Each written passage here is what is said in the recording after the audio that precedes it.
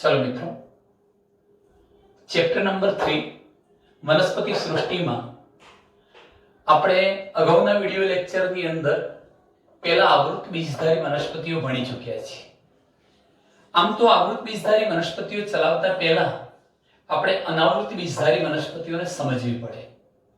આમ છતાં આપણે અનાવૃત બીજધારી વનસ્પતિઓનો ટોપિક પાછળથી શા માટે લઈએ છીએ? तो आवृत बीजधारी वनस्पतिओने समझ्या पछी, पुष्पनी रचना समझ्या पछी, स्त्रीकेसर पुंकेसરની માહિતી મેળવ્યા પછી તમે સાપેક્ષમાં સરખામણી કરી શકો, સારી રીતે સમજી શકો, એ માટે આપણે અનાવૃત બીજધારી વનસ્પતિને આવૃત બીજધારી વનસ્પતિ પછી લઈએ છીએ। ચલો મિત્રો, સર્વપ્રથમ અનાવૃત બીજધારી વનસ્પતિઓમાં કયા કયા ઉદાહરણોનો સમાવેશ થાય तो हूँ ए टॉपिक की चर्चा करूँ छू। अनावृत बीजधारी वनस्पति में उदाहरण लईशुं। साइकस नामनी वनस्पति है, साइकस। बीजी वनस्पति है पाइनस। नीटम नामनी वनस्पति है, ओरोकेरिया है, ओरोकेरिया। एफ्रीडा आवे छे, मयूरपंख अथवा मोरपंख आवशे, मयूर पंख नामनी वनस्पति। आवा आपणे उदाहरण लई शकीए। फरीथी साइकस, पाइनस, नीटम, ओरोकेरिया, मयूरपंख जेवी वनस्पतिओ अनावृत बीजधारी वनस्पतिओ छे। हवे सर्वप्रथम आ वनस्पतिने अनावृत बीजधारी वनस्पति केम कहेवाय? अनावृत, आवृत नथी ते केम एवो शब्द वापर्यो छे? तो मित्रों एना जे अंडक छे, अंडक ए बीजाशयना पोलाणमां होता नथी। बीजाशयना पोलाणमां आवेला नथी, पोलाणमां होता नथी। हवे जो बीजाशयना पोलाणमां न होय तो एनो मतलब ए थयो के अंडक बीजाशयनी दीवाल वडे घेराયેલ નથી, અંડક બીજાશયની દીવાલ વડે આવૃત નથી, માટે આપણે એને કેવી વનસ્પતિ કહીશું? અનાવૃત બીજધારી વનસ્પતિ। તો અંડક બીજાશયના પોલાણમાં હોતા નથી, એટલે કે બીજાશયની દીવાલ બીજાશયની દીવાલ વડે આવૃત નથી અને તેથી જ આપણે એને અનાવૃત બીજધારી વનસ્પતિ અથવા એને નગ્ન બીજધારી વનસ્પતિ તરીકે પણ ઓળખીશું। કેમ? કારણ કે એના અંડક કેવા છે? ખુલ્લા, બીજાશયના પોલાણમાં હોતા નથી। મિત્રો, બીજી રીતે કહેવું હોય તો આપણે એક સરળ શબ્દ એ પણ લખી શકીએ કે જો આવૃત બીજધારી વનસ્પતિ હોત तो बीजाशयना पोलाणनी अंदर अंडक हता। फलन पामीने जो अंडक बीजमां फेरवाय तो बीजाशय फळमां फेरवावानुं, એટલે બીજની ફરતે બીજાવરણ ઉપરાંત ફલાવરણ પણ હોય તો આવૃત, પણ બીજની ફરતે ફળનું ફલાવરણ ન હોય એટલે કે બીજ ફલાવરણ વડે ढंकायेला न होय, खुला के नग्न होय तो तेवी वनस्पतिने अनावृत बीजधारी वनस्पति कहे छे। आपणे याद राखજો मित्रों कि अनावृत बीजधारी वनस्पतिमां बीज तो बने छे, बीज बने छे, परंतु फळ सर्जातुं नथी, फळ बनतो नथी। जो फळ बनतुं होत तो बीजनी फरते फलावरण पण होत, पण आ वनस्पतिओमां फळ बनतो નથી।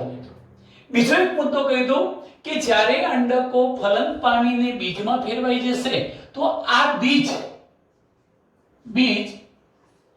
ફલન પહેલા, ફલન ન થયું ત્યારે, ફલન પહેલા અને ફલન બાદ, અને ફલન થઈ ગયા બાદ તે જ સ્થાને જ્યાં પહેલા હતા એ જ સ્થાને, તે જ સ્થાને, જેમ કે બીજાણુ પર્ણો કહીશ મિત્રો, હું તમને મહાબીજાણુ પર્ણ એના પર ખુલ્લા હોય છે, અનાવૃત રીતે ટકેલા હોય છે, અનાવૃત રીતે તે જ સ્થાને અનાવૃત આવરણ વગર અનાવૃત રીતે ટકેલા હોય છે.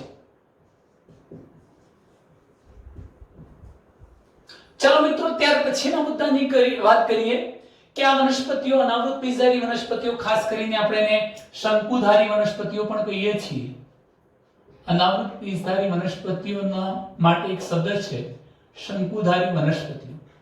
આવી વનસ્પતિઓ કેવા સ્વરૂપની હોય છે? તો મિત્રો તમને એમ લાગશે વૃક્ષ છે, પણ વૃક્ષ બહુ મોટા કદના હોતા નથી, મધ્યમ કદના કે પછી થોડા ઊંચા વૃક્ષો હોય છે. એટલે એમ લખીશું કે મધ્યમ કદના કે ઊંચા વૃક્ષો સ્વરૂપે આ વનસ્પતિ જોવા મળે છે. આ ઉપરાંત કેટલીક વનસ્પતિ ક્ષુપ સ્વરૂપે પણ જોવા મળે છે, પરંતુ છોડ સ્વરૂપે આ વનસ્પતિઓ જોવા મળતી નથી. આમાં એક સૌથી અગત્યનો ટૂંકો પ્રશ્ન હું તમને કહું કે જેને આપણે વિરાટ રેડ વૃક્ષ કહીએ છીએ. વિરાટ રેડ વૃક્ષ શબ્દ લખીશ કે વિરાટ રેડ વૃક્ષ, જેનું નામ છે સિકોયા સેમ્પરવિરેન્સ નામની વનસ્પતિ. કઈ? અહીં શબ્દ લખીશું સિકોયા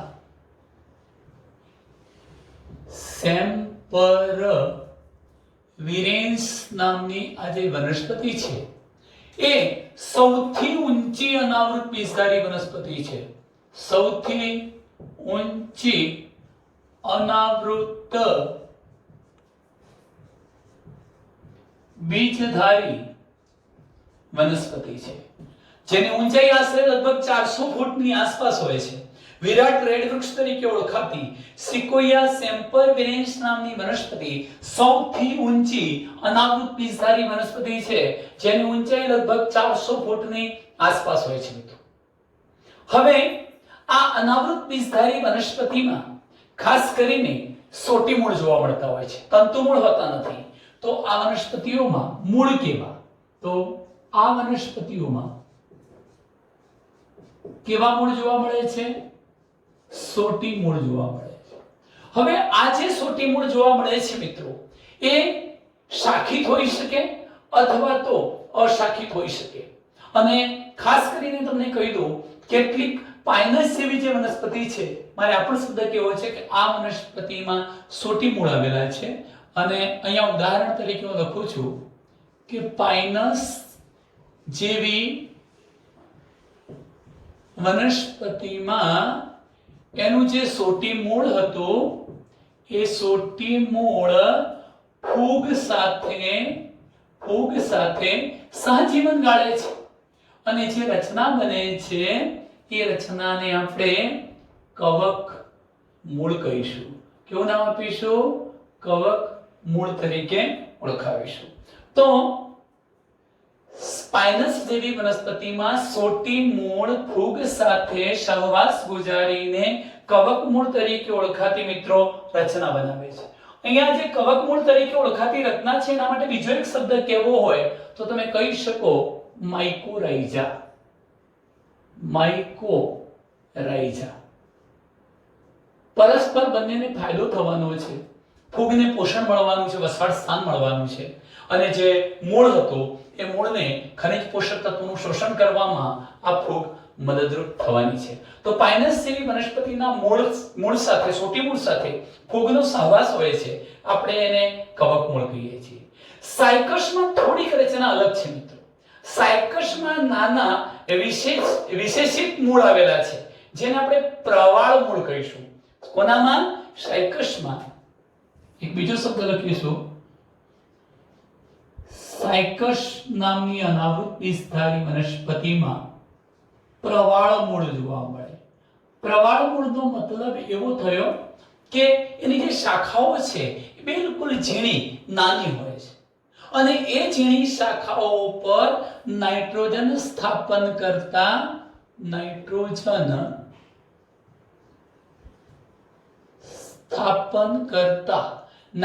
સ્થાપક આપણે એમ કહીશું કે N2 સ્થાપક, નાઇટ્રોજન સ્થાપક સાયનોબેક્ટેરિયા વસવાટ કરે છે. નાઇટ્રોજન સ્થાપન કરતા સાયનોબેક્ટેરિયા વસવાટ કરે છે. એ પણ સહજીવન કહી શકાય. કોની સાથે? બે સાયનોબેક્ટેરિયાનું સાયકસના પ્રવારમૂળ સાથેનું સહજીવન. પરિણામે બંનેને પરસ્પર ફાયદો થાય છે. વનસ્પતિને નાઇટ્રોજન મળી રહે છે, નાઇટ્રોજનના ક્ષારો પ્રાપ્ત કરાવી આપે છે. કોણ? સાયનોબેક્ટેરિયા. તો મિત્રો, હવે પછીના મુદ્દામાં જો આ મૂળની વાત કરી પછી આપણે પ્રકાંડની વાત કરીએ છીએ તો અનાવૃત બીજધારી વનસ્પતિઓમાં જોવા મળતા પ્રકાંડ શાખિત પણ હોઈ શકે, શાખિત કે પછી કેટલીક વનસ્પતિમાં અશાખિત પ્રકાંડ પણ જોવા મળે છે. પ્રકાંડની વાત કરું છું, અશાખિત અને શાખિત બંને પ્રકારના હોઈ શકે, પરંતુ અશાખિત પ્રકાંડ ખાસ કરીને સાયકસ જેવી વનસ્પતિઓમાં જોવા મળે. તો સાયકસમાં અશાખિત પ્રકાંડ જોવા મળે છે. સાયકસમાં અશાખિત પ્રકાંડ જોવા મળે છે. અને શાખિત એટલે કે એના પ્રકાંડ પર નાની મોટી શાખાઓ આવેલી હોય. આમાં તો શું થવાનું? સાયકસની અંદર નાની મોટી શાખાઓ હોતી નથી, પ્રકાંડ એકદમ સ્ટ્રેટ સીધું હોય છે, ટટર હોય છે. પરંતુ અહીંયા જોજો કે જેનું પ્રકાંડ શાખિત છે એવી પાઇનસ અને સિડ્રસ જેવી જે વનસ્પતિઓ છે, લખું છું અહીંયા શબ્દો કે પાઇનસ અને બીજી વનસ્પતિ છે સિડ્રસ. આવી અનાવૃત બીજધારી વનસ્પતિઓમાં પ્રકાંડ શાખિત હોય છે, ટટ્ટર તો હોય છે પણ એ પ્રકાંડ પર નાની મોટી શાખાઓ આવેલી હોય છે. તો પ્રકાંડ કેવું હોય છે? શાખિત કાં તો અશાખિત. હવે આપણે પર્ણોની વાત કરીએ મિત્રો, તો પર્ણો સાદા હોય કાં તો સંયુક્ત હોઈ શકે. એટલે અહીંયા એક બીજા નંબરનો મુદ્દો લખીશું. અનાવૃત બીજધારી વનસ્પતિમાં પર્ણો સાદાનો મતલબ એક જ પર્ણપત્ર હોય, પર્ણપત્ર પર્ણિકાઓમાં વહેંચાયેલું ના હોય. કાં તો કેટલીક વનસ્પતિ એવી છે કે જેમાં સંયુક્ત પર્ણ જોવા મળે. સંયુક્ત પર્ણનો મતલબ પર્ણિકાઓમાં પર્ણપત્ર વહેંચાઈ ગયું હશે. એટલે પર્ણપત્ર નું વિભેદન શામાં થઈ ગયું હોય? પર્ણિકામાં. પર્ણિકા ધરાવતા પર્ણને આપણે કેવા પ્રકારનું પર્ણ કહીશું? સંયુક્ત પર્ણ. સાયકસમાં પિંછાકાર પક્ષવત પર્ણો જોવા મળે છે. હવે પિંછાકાર પક્ષવત એટલે જોજો, સાયકસમાં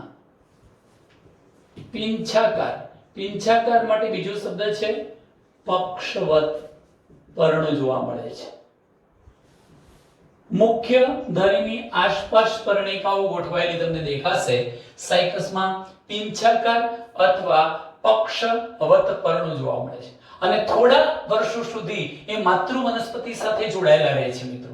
પછી ઓટોમેટિક એ ખરી પડવાના. જેમ જેમ નીચેના પર્ણો સુકાતા જવાના તેમ તેમ એ પર્ણો ખરી જવાના.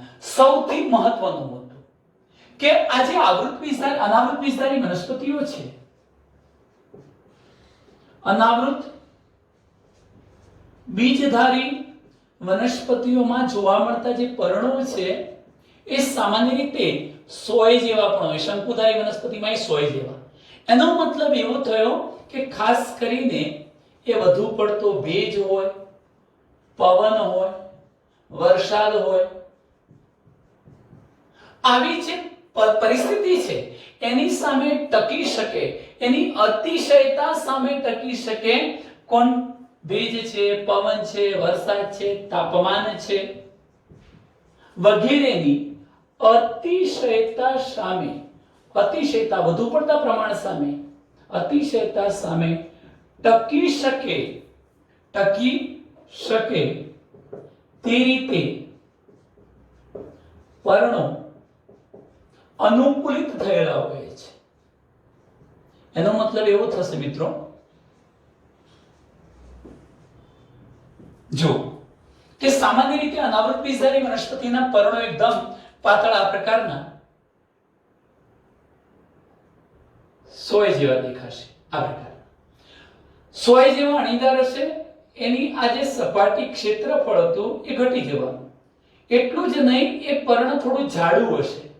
પર્ણ જાડું હશે, સોય જેવું પાતળું અણીદાર હશે, એનું આ જે ક્ષેત્રફળ છે એ ઓછું હશે. આવી પરિસ્થિતિમાં એની અંદર એલા જે પર્ણરંધ્રો હતા, પર્ણરંધ્ર, એ પર્ણરંધ્ર નિમગ્નનો મતલબ થોડાક વધુ ઊંડે ખૂંપેલા હશે, જાડું હોય, થિકનેસ વાળું. એમાં પર્ણરંધ્રો વધુ સપાટી પર ન હોય, છિદ્રો જેવી રચના જેને આપણે પર્ણરંધ્ર કહીશું, એ થોડા ઊંડે હોય. એના પરિણામે એ પાણીનો વ્યય અટકાવવામાં ઉપયોગી બને છે. પાણીનો બાષ્પીભવનની ક્રિયા દ્વારા પાણીનો વ્યય અટકાવે છે. પાણીનો વ્યય અટકાવે છે. કેવી રીતે? તો જુઓ, જો સપાટી વધુ હોત તો બાષ્પસર્જન વધુ થતું, પાણી વધુ ગુમાવવું પડતું, પરંતુ સપાટીનું ક્ષેત્ર ઓછું થઈ જાય છે. પર્ણ અણીદાર સોય જેવા છે, ચરતા પ્રાણીઓથી પણ એને રક્ષણ મળી શકે છે. પર્ણરંધ્ર હતા, એ અંદર ઊંડા ખૂંપેલા, જેથી સરળતાથી બાષ્પસર્જનની ક્રિયા દ્વારા પાણીનો વ્યય કરી શકતું નથી. આ રીતે એ પાણીના વ્યયને અટકાવવામાં પણ મિત્રો ઉપયોગી બની શકે. ચલો, ત્યાર પછી અનાવૃત બીજધારી જે વનસ્પતિઓ છે મિત્રો, એ વિષમ બીજાણુ છે. આ અગત્યનો પોઈન્ટ હવે જરા ધ્યાનથી સમજજો. અનાવૃત બીજધારી વનસ્પતિ વિષમ બીજાણુક છે. વિષમ બીજાણુકનો મતલબ એવો થાય કે બધા બીજાણુઓ સરખા નથી. એ બે પ્રકારના બીજાણુ ઉત્પન્ન કરે છે. કયા બે પ્રકારના? તો જોજો, જે બીજાણુ ઉત્પન્ન થવાના એ બીજાણુઓ એકકીય હશે, એન એકકીય. અને બે પ્રકારના બીજાણુઓમાં હું અહીંયા લખું છું, પહેલો શબ્દ લઘુ બીજાણુ, નાના બીજાણુ, લઘુ બીજાણુઓ ઉત્પન્ન થવાના. આ લઘુ બીજાણુ ક્યાં ઉત્પન્ન થાય છે મિત્રો? લઘુ બીજાણુ ધાનીમાં ઉત્પન્ન થાય છે. લઘુ બીજાણુ ધાની ક્યાં આવેલી છે? જે પર્ણ પર, એ પર્ણને લઘુ બીજાણુ પર્ણ કહે છે. આવા લઘુ બીજાણુ પર્ણો એકત્રિત થઈ ભેગા મળી અને શંકુ જેવી રચના બનાવે છે. એવા શંકુને તમે નર શંકુ, પુશંકુ એવું પણ નામ આપી શકો. એવો જ શબ્દ અહીંયા બીજો લખું છું. બે પ્રકારના બીજાણુ હતા, નાના અને મોટા, માટે તો વિષમ બીજાણુ વનસ્પતિ. હવે જોજો, લઘુ બીજાણુ ધાનીમાં ઉત્પન્ન થતા હતા. લઘુ બીજાણુ ધાની છે, પર્ણ પર આવી રીતે લઘુ બીજાણુ પર્ણ કહેવાય. આકૃતિમાં બતાવું છું. આવા ઘણા બધા લઘુ બીજાણુ પર્ણો ભેગા થઈ એકત્રિત થઈ શંકુ જેવી રચના બનાવશે, એને નરશંકુ કહેવાય. આ નરલિંગી અંગ બની ગયું. એવી જ રીતે મોટા બીજાણુ, મહાબીજાણુ, એ મહાબીજાણુ ધાની ધરાવશે. મહાબીજાણુ ધાનીમાં, જો કે યાદ રાખજો, એક મહાબીજાણુ ધાનીમાં એક જ મહાબીજાણુ હોય છે, એટલે મહાબીજાણુ ધાનીમાં ઉત્પન્ન થાય. મહાબીજાણુ ધાની ધારણ કરતું પર્ણ એને મહાબીજાણુ પર્ણ કહેવાય. અને આ મહાબીજાણુ પર્ણો એકત્રિત થાય, કુંતલાકાર એકબીજા સાથે ગોઠવાય, એકત્રિત થઈ શંકુ જેવી રચના બનાવે, એને આપણે માદા શંકુ તરીકે ઓળખાવીએ છીએ. આટલા શબ્દો મેં તમને કહ્યા છે મિત્રો કે અનાવૃત બીજધારી વનસ્પતિઓ બે પ્રકારના બીજાણુ ઉત્પન્ન કરે છે, માટે વિષમ બીજાણુ છે. બીજાણુઓ એકકીય છે. મેં તમને કહી દીધું કે લઘુ બીજાણુ ઉત્પન્ન થાય, મહાબીજાણુ ઉત્પન્ન થાય. બે પ્રકારના બીજાણુઓ બીજાણુ ધાનીમાં ઉદ્ભવે છે. બીજાણુ ધાનીઓ શિથિલ સ્વરૂપે છૂટી છવાઈ હોઈ શકે, કાં તો પછી સંગઠિત થઈ શંકુ સ્વરૂપમાં અક્ષ પર કુંતલાકારે ગોઠવાયેલી હોઈ શકે, અને બીજાણુ પર્ણો પર આવેલી હોય છે. બીજાણુ ધાની ક્યાં હોય છે? બીજાણુ પર્ણ પર. લઘુ બીજાણુ પર્ણ અને લઘુ બીજાણુ ધાની ધારણ કરતા શંકુને આપણે લઘુ બીજાણુ ધારક કે પછી નર શંકુ કહીશું. એના માટે બીજો શબ્દ છે લઘુ બીજાણુ ધારક. લઘુ બીજાણુ ધારક પણ કહીશું, અને આને આપણે મહાબીજાણુ ધારક એવું પણ નામ આપીશું. એવી રીતે હવે તમે યાદ રાખજો, કેટલીક વાર નર શંકુ અને માદા શંકુ એક જ વનસ્પતિ પર આવેલા હોઈ શકે. કાં તો પછી નર અને માદા જે શંકુ હતા મિત્રો એ અલગ અલગ વનસ્પતિ પર પણ આવેલા હોઈ શકે, એટલે નર અને માદા શંકુ એક જ વૃક્ષ પર ઉદ્ભવી શકે. પાઇનસ જેવી વનસ્પતિમાં નર અને માદા શંકુ એક જ વનસ્પતિ પર ઉદ્ભવે એવું ઉદાહરણ છે પાઇનસ નામની વનસ્પતિ. જ્યારે નર અને માદા શંકુઓ અલગ અલગ વનસ્પતિઓ પર, જેમ કે નર વનસ્પતિ અને માદા વનસ્પતિ અલગ અલગ વનસ્પતિ પર ઉદ્ભવે એવું શામાં જોવા મળે છે? સાયકસમાં જોવા મળે છે. આટલા મુદ્દા મહત્વના છે કે અનાવૃત બીજધારી વનસ્પતિ વિષમ બીજાણુ છે, એટલે બે પ્રકારના બીજાણુ ઉત્પન્ન કરે છે. કયા કયા બે પ્રકારના બીજાણુ? તો એક શબ્દ છે નાના બીજાણુ, લઘુ બીજાણુ, જેની સરખામણી પરાગરજ સાથે કરી શકાય. એ લઘુ બીજાણુ ધાનીમાં ઉત્પન્ન થાય. લઘુ બીજાણુ ધાની ધારણ કરતું પર્ણ લઘુ બીજાણુ પર્ણ કહેવાય. આવા ઘણા બધા લઘુ બીજાણુ પર્ણો એકત્રિત થી શંકુ બનાવે, નર શંકુ અથવા લઘુ બીજાણુ ધારક કહેવાય. એવી રીતે મહાબીજાણુ જેની સરખામણી અંડક સાથે કરી શકો, અંડક જ છે આ. મહાબીજાણુ ધાનીમાં ઉત્પન્ન થાય. મહાબીજાણુ ધાની ધરાવતું પર્ણ મહાબીજાણુ પર્ણ કહેવાય. તેઓ એકત્રિત થી શંકુ બનાવે અને માદા શંકુ અથવા મહાબીજાણુ ધારક કહેવાય. એ પણ મેં કહ્યું કે નર શંકુ અને માદા શંકુ કાં તો એક જ વનસ્પતિ પર આવેલા હોય તો એવું ઉદાહરણ છે પાઇનસ નામની વનસ્પતિ, અને નર અને માદા અલગ અલગ વનસ્પતિ પર આવેલા હોય તેવું ઉદાહરણ છે મિત્રો સાયકસ. ફરી કહી દઉં છું કે સાયકસમાં નર શંકુ એટલે લઘુ બીજાણુ પર્ણ ધરાવતો શંકુ અને માદા શંકુ એટલે મહાબીજાણુ પર્ણ ધરાવતો શંકુ જુદા જુદા વૃક્ષ પર આવેલો હોય છે. હવે હું આગળની રચનાઓ તમને સમજાવું એ પહેલા એક આકૃતિ દોરું છું. આકૃતિને આધીન આપણે આ ઘટનાને સમજવા પ્રયત્ન કરીએ છીએ મિત્રો. જરા અહીં ધ્યાન રાખશો.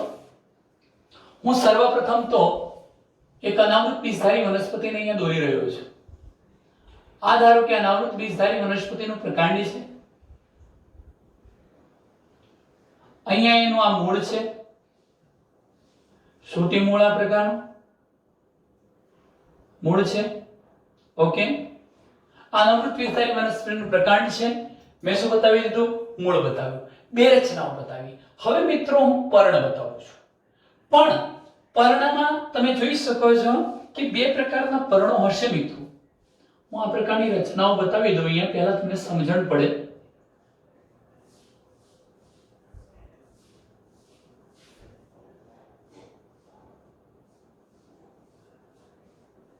મેં તમને કહ્યું એમ 100 જેવા પણ પર્ણો હોય છે મિત્રો, એ બતાવું છું.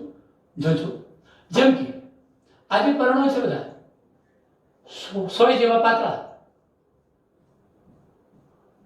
આ પ્રકારના પર્ણો છે.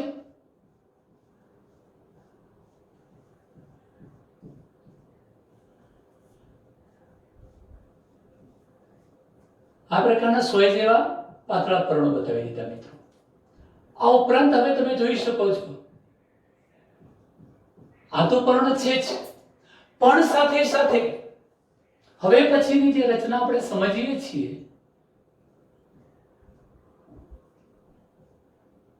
જો હું અહીંયા શું રચના બતાવું છું, મારે એક આ પ્રકારની અહીંયા રચના બતાવવી છે.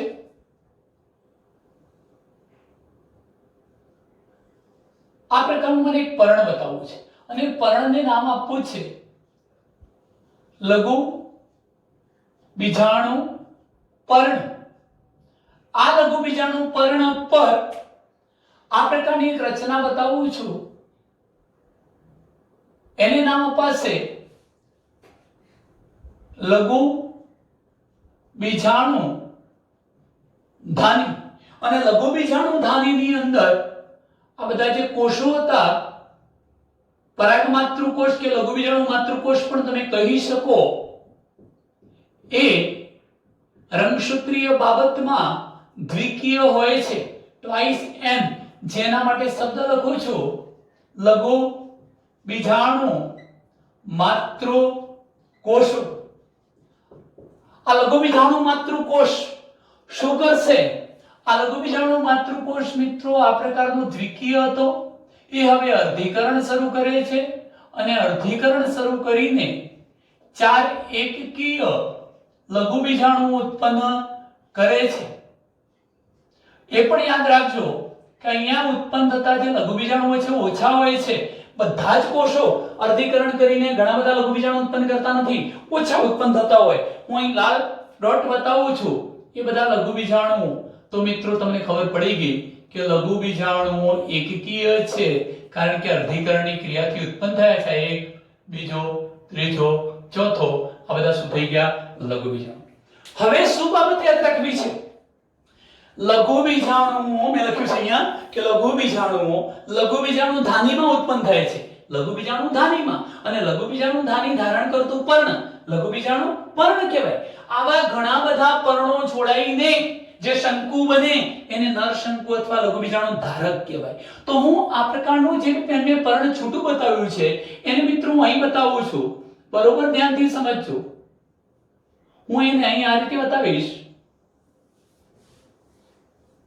આ પ્રકારનો એક શંકુ બતાવું છું. મારે બીજો શંકુ પણ અહીં બતાવવો છે.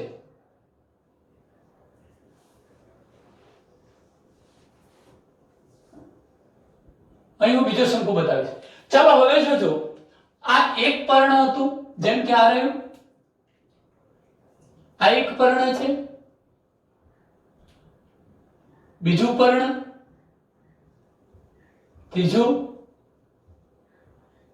ચોથું પર્ણ, પાંચમું, છઠ્ઠું પર્ણ. એ રીતે ઘણા બધા લઘુબીજાણુ પર્ણો એકબીજા સાથે જોડાઈ જઈને શંકુ જેવી રચના બનાવે છે. એવા શંકુને આપણે કયો શંકુ કહીશું? નર શંકુ. મેં અલગથી બતાવી હતી આ રચના, અને અહીંયા આપણે નર શંકુ બતાવે છે. બધા લઘુબીજાણુ પર્ણો એકબીજા સાથે જોડાઈને શું બનાવે છે? નર શંકુ. હવે મારે મહત્વની એક બીજી બાબત તમને બતાવી છે મિત્રો. માદા શંકુ બતાવવો છે, જેને આપણે આ પ્રકારે બતાવી શકીએ. માદા પર્ણો અક્ષ પર કેવી રીતે ગોઠવાયેલા છે તમે જોઈ શકો છો. અક્ષ છે, એના પર હું આ પ્રકારની રચના બતાવું છું. આ એક મહાબીજાણુ પર્ણ થયું, બીજું મહાબીજાણુ પર્ણ, ત્રીજું, ચોથું મહાબીજાણુ પર્ણ. એ રીતે મેં અહીંયા મહાબીજાણુ પર્ણો બતાવ્યા છે, લગભગ 6 જેટલા મહાબીજાણુ પર્ણો બતાવ્યા છે. આને આપણે નામ આપી દઈશું મહાબીજાણુ પર્ણ.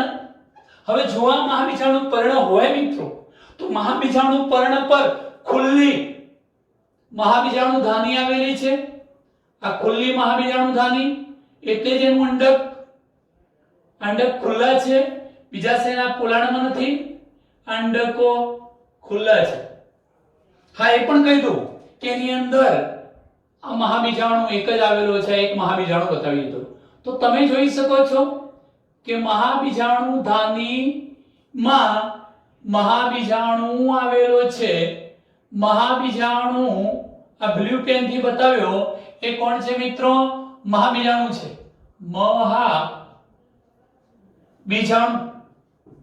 મહાબીજાણુ ધરાવતી ધાની, મહાબીજાણુ ધાની, અને મહાબીજાણુ ધાની ધરાવતું પર્ણ મહાબીજાણુ પર્ણ કહેવાય.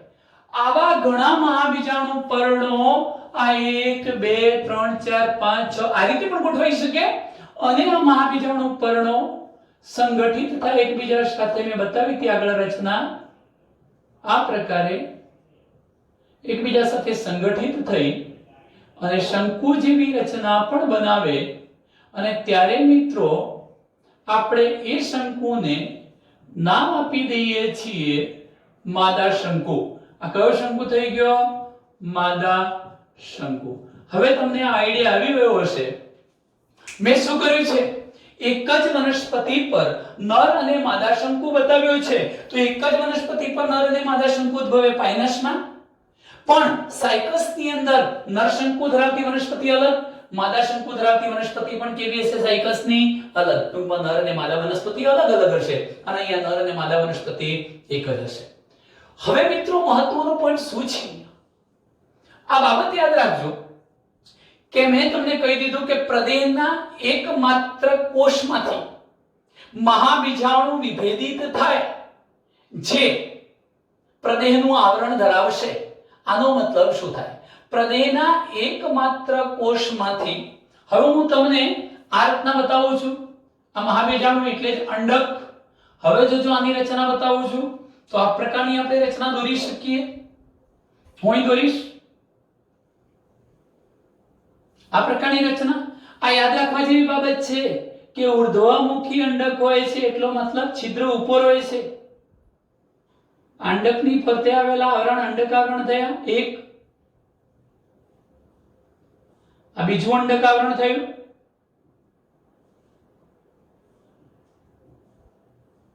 આ બીજું અંડકાવરણ થયું. હવે મિત્રો યાદ રાખો કે આ બધા કોષો કયા છે? પ્રદેહના કોષો. આપણે આવૃત બીજધારી વનસ્પતિમાં ભણતા હતા એવી જ રચના.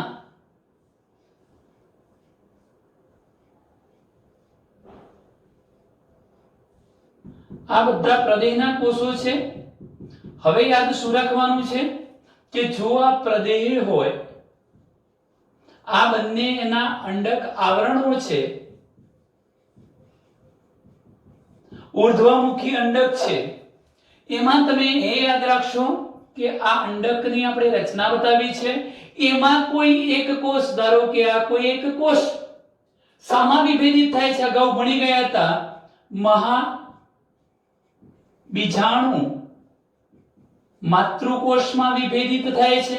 હવે મહાબીજાણુ માતૃકોષ, જેમ અહીંયા લઘુ બીજાણુ માતૃકોષ દ્વિકીય હતો, એમ મહાબીજાણુ માતૃકોષ પણ કેવો હશે?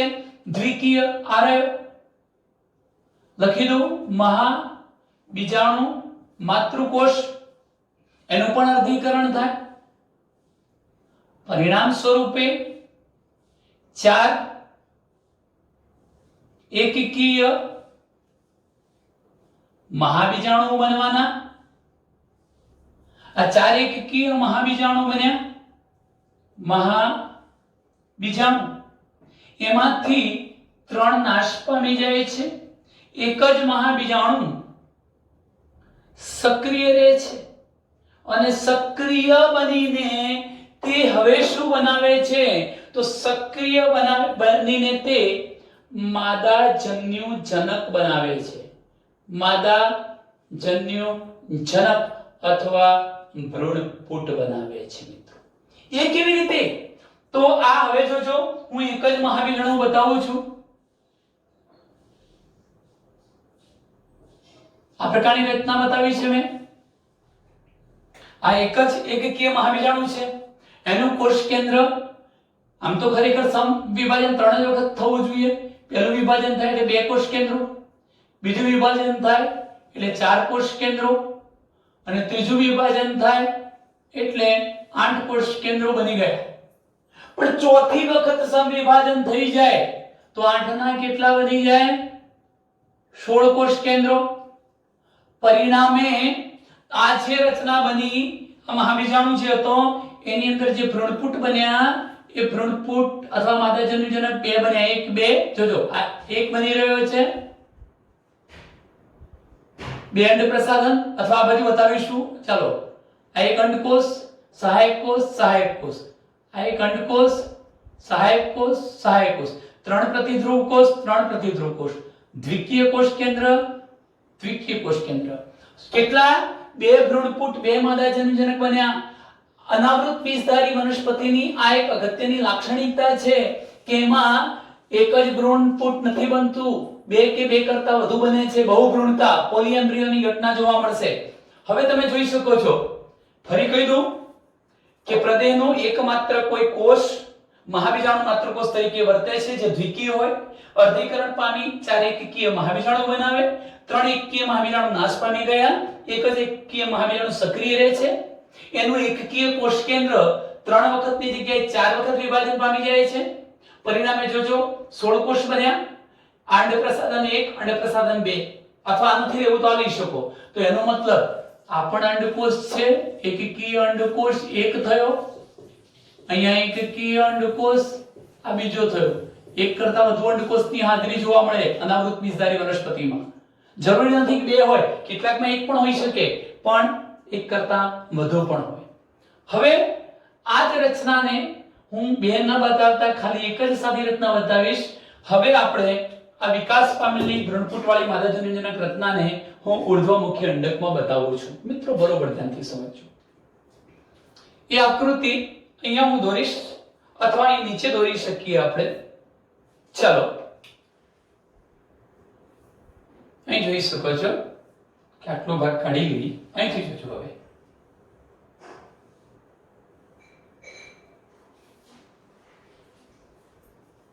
જો હું સર્વપ્રથમ શું કરીશ, આ પ્રકારનું એક અંડક બતાવું છું. જે અંડક ખરેખર કેવું છે, ઉર્ધ્વમુખી.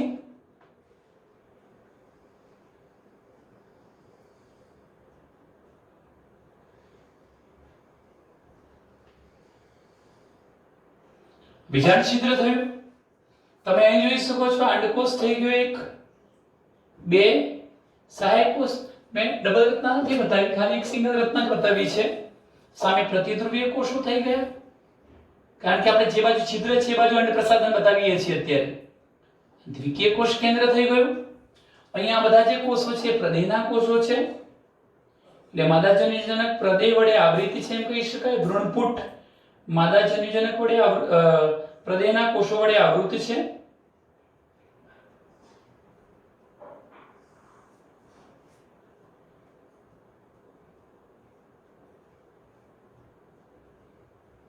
આ બધા જ કોષો થયા પ્રદેહના.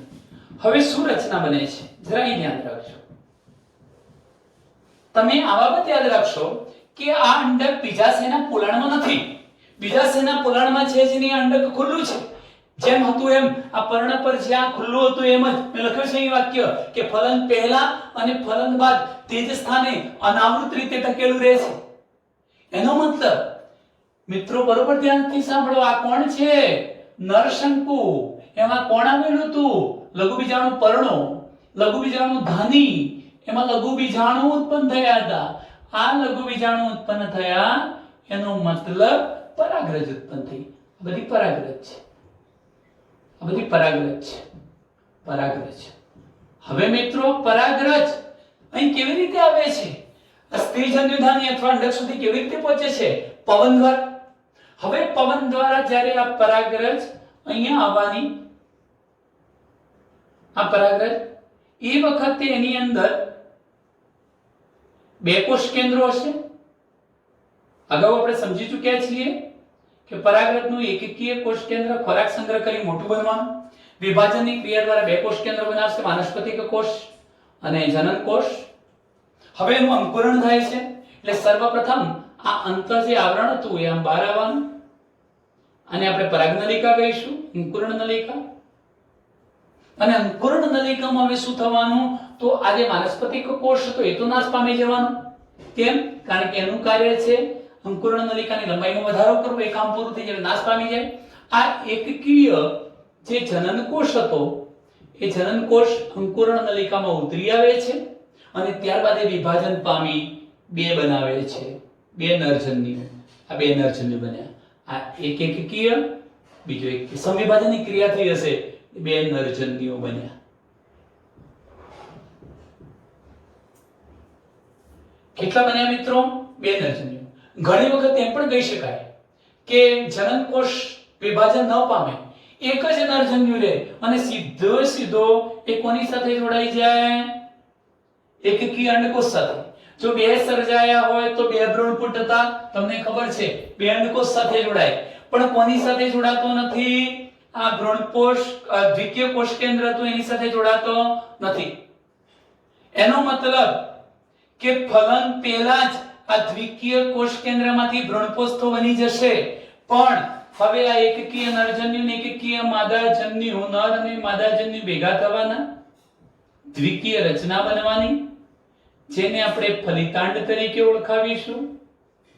આ ફલિતાંડનો વિકાસ થવાનો, ભ્રૂણ બનવાનું, ભ્રૂણ વિકસીને બીજમાં ફેરવાવાનું, પરંતુ બીજાશય નથી એટલે ફળ બનતો નથી, એટલે બીજ કેવા બની જશે મિત્રો? ખુલ્લા બને છે. આટલે સુધીની વાત આપણે અનાવૃત બીજધારી વનસ્પતિઓમાં કરી શકીએ. ફરી એકવાર ઉપર ચલો આપણે થોડુંક રિવિઝન કરી લઈએ છીએ મિત્રો. જરા અહીં ધ્યાન રાખશો તમે. અનાવૃત બીજધારી વનસ્પતિમાં સાયકસ, પાઇનસ, નીટમ, ઓરોકેરિયા, મયુરપંખ, સિટ્રસ જેવી વનસ્પતિનો સમાવેશ થાય. અહીં તમે જોઈ શકો છો જે અંડક હતા, આ બધા અંડકો મેં બતાવે છે. અંડકો એ બીજાશયના પોલાણમાં હોતા નથી, બીજાશયની દિવાલ વડે આવૃત નથી, માટે નગ્ન હોય છે, અંડક ખુલ્લા હોય છે, માટે આ વનસ્પતિને અનાવૃત બીજધારી વનસ્પતિ કહેવાય. ટૂંકમાં બીજાશયના પોલાણમાં હોતા નથી, બીજાશયની દિવાલ વડે આવૃત નથી, તેથી એને નગ્ન કે ખુલ્લા કહેવાય. બીજ ફલાવરણ વડે ઢંકાયેલા નથી, કારણ કે ફળ જ નથી બનતું.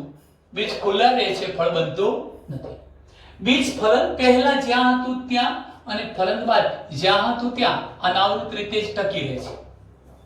શંકુધારી વનસ્પતિઓ મધ્યમ કદના વૃક્ષો સ્વરૂપની, ઊંચા વૃક્ષો સ્વરૂપની કાં તો ક્ષુપ સ્વરૂપની હોય, પણ છોડ સ્વરૂપની હોતી નથી.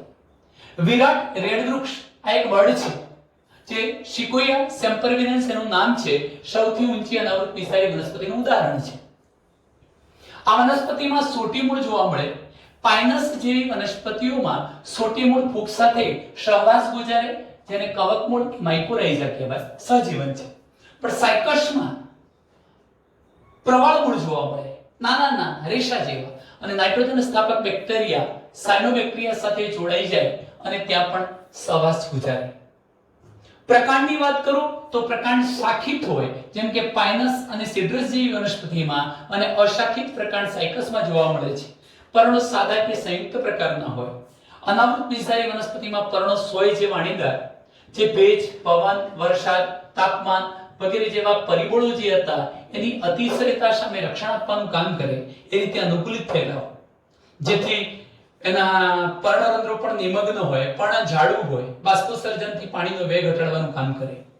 અનાવૃત બીજધારી વનસ્પતિ વિષમ બીજાણુ છે, એટલે લઘુ બીજાણુ અને મહાબીજાણુ ઉત્પન્ન કરતી વનસ્પતિ છે.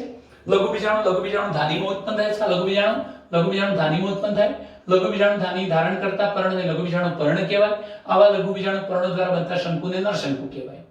મહાબીજાણુ ધાનીમાં ઉત્પન્ન થાય, એને ધારણ કરતું પર્ણ મહાબીજાણુ પર્ણ કહેવાય. એના દ્વારા બનતું શંકુ માદા શંકુ કહેવાય. મિત્રો, આ માદા શંકુ પર બધા અંડકો હશે ખુલ્લા, આ રીતે બતાવી શકાય. આ ખુલ્લા અંડકો હશે, આ બધા ખુલ્લા અંડકો, આ ખુલ્લા અંડકો, અને ત્યાં આવીને પેલા આના જે નરજન્યુ પરાગરજ હતી એ આવશે. આ પ્રકારની સ્થિતિ બતાવી છે. હવે તમે જોઈ શકો છો કે નર અને માદા શંકુ એક જ વનસ્પતિ પર ઉદ્ભવે.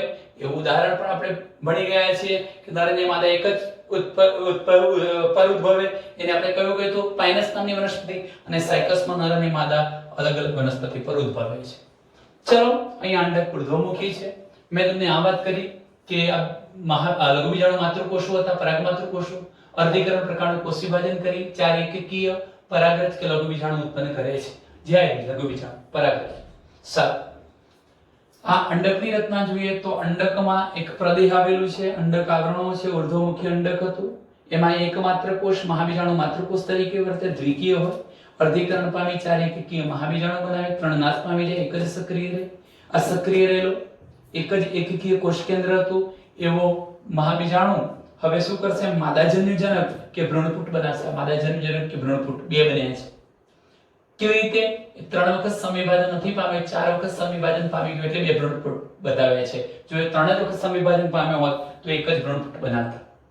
અંડ પ્રસાધનનો એકકીય અંડકોષ છે. હવે આ જે પરાગરજ હતી પવન દ્વારા ઉડીને અંડક સુધી પહોંચે છે, પરાગ નલિકા બને છે, નરજન્યુનું નિર્માણ થાય છે, ફલન થાય છે. ફલનથી ફલિતાંડ બનવાનું, ભ્રૂણ બનવાનું, ભ્રૂણમાંથી બીજ બનશે. બીજ ખુલ્લું હોય છે કારણ કે ફળ બનતું નથી. ચલો મિત્રો, આપણે એટલે અટકીએ છીએ. અસ્તુ, જય.